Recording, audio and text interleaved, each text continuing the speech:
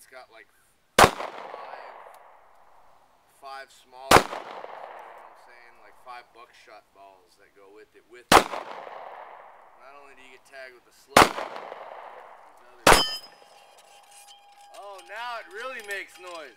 That chain, that bungee was taking the noise away. Yeah.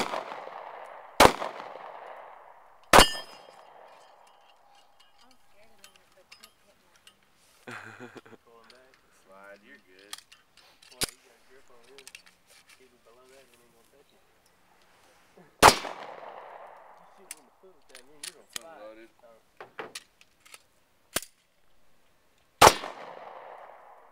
Thought you nailed that up there. Thought you was doing all the nailing. Oh, is that a hollow point? Yeah. It's all hollow points. I